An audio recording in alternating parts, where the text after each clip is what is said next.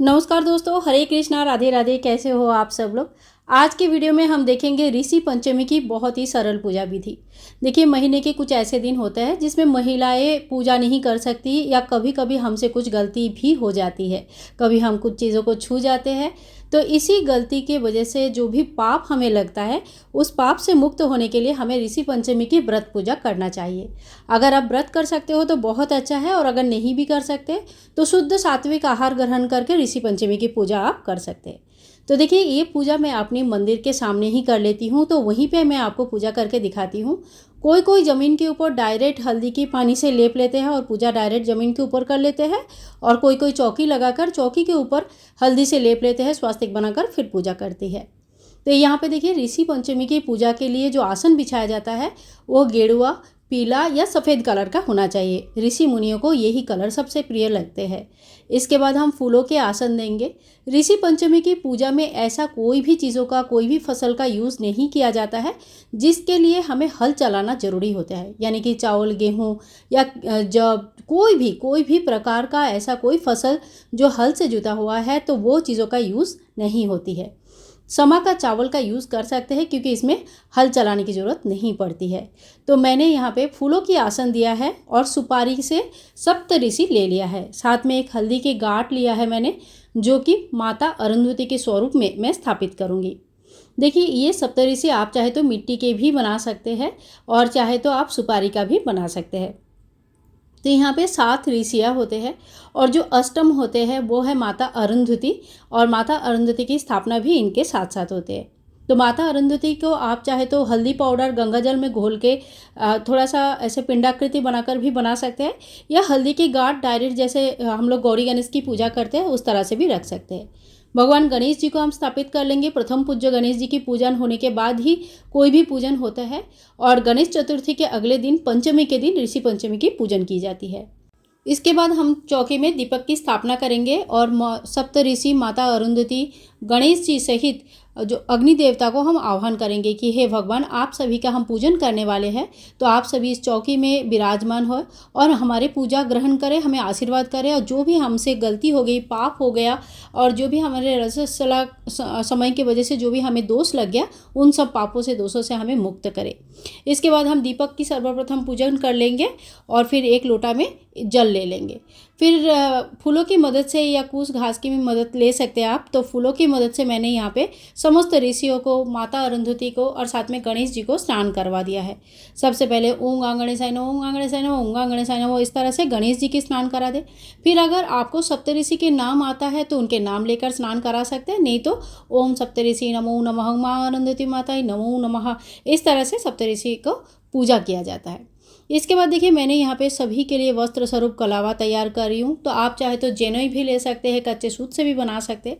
तो सर्वप्रथम गणेश जी को चढ़ा दीजिएगा कलावा, वस्त्र, जेनोई जो भी आपके पास है, और फिर एक एक करके सभी ऋषियों को, माँ अरुंधति को भी चढ़ाया जाता है।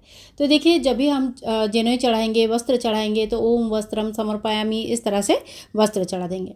इसके बाद हम टीका कर देंगे। गणेश जी को आप हल्दी, कुमकुम, चंदन का टीका कर सकते हैं। समस्त ऋषियों को चंदन का टीका किया जाता है, और माता अरुंधति को लाल रोली या सिंदूर का टीका किया जाता है। इसके बाद हम फूल चढ़ा देंगे सभी भगवान को।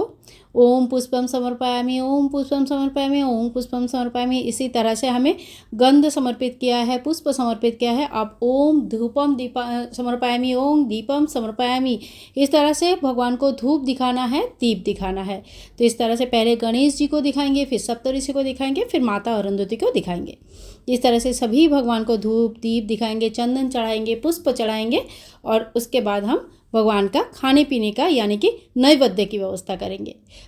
तो पहले ज़माने में उस टाइम पे ऋषि सभी को कैसे खाना दिया जाता था। तो या तो कमल के जो पुष्प होते हैं, उनके जो पत्ते होते हैं, गोल गोल बड़े बड़े पत्ते होते हैं, उसमें केले के पत्ते में, साल के पत्ते में, सगुन, इस तरह का पत्तों में खाना दिया जाता, बहुत ही शुभ और अच्छा माना जाता था। तो अगर आपके पास केले के पत्ते हैं या कमल के पत्ते हैं तो आप उनमें भोग लगा सकते हैं, ठीक है। तो देखिए, केले का, कमल का पत्ते का, सेब का कोई प्लास्टिक वगैरह यूज़ मत कीजिएगा, अगर ओरिजिनल है तो ही यूज़ कीजिएगा। इसके बाद भगवान को फल का भोग हम लगा देंगे। तो ये एप्पल, काजू वगैरह बड़ा पेड़ होता है, इनके लिए हल का कोई ज़रूरत नहीं पड़ती है, तो हम फल का भोग लगा देंगे। माता अरुंधति को थोड़ा बहुत हम श्रृंगार का सामान चढ़ा देंगे, और ये जो चढ़ाया हुआ सामान है सभी चीज़ों का दान हो जाता है। तो आप किसी पंडित जी को दान, अपने मानदान को दान कर सकते हैं। भगवान गणेश जी के लिए हम अलग से भोग लगा देंगे। इसके बाद हम दक्षिणा चढ़ा देंगे, जितना भी आपकी सामर्थ्य हो, इच्छा हो, उस हिसाब से दक्षिणा चढ़ा देंगे। पूजा में जो रही कमियों को पूरा कर देते हैं हमारे ये दक्षिणा।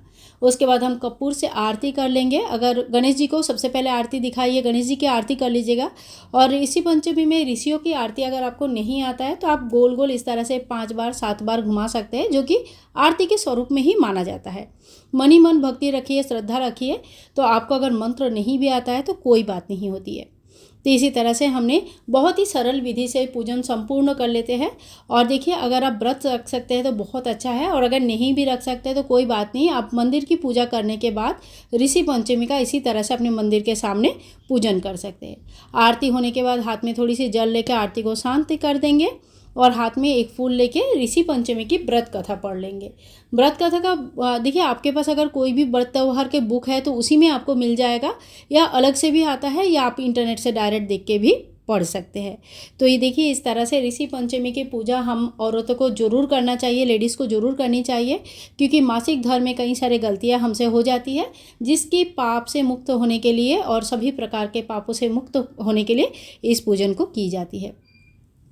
तो आशा करती हूँ आज के वीडियो आप लोगों को पसंद आया है, और अगर पसंद आए तो please like, share and comment, channel को सब्सक्राइब करके रखिएगा, और वीडियो को जितना हो सके उतना शेयर कीजिएगा, ताकि सभी महिलाएं इस व्रत को, इस पूजा को करके अपने पापों से मुक्त हो पाए। राधे राधे।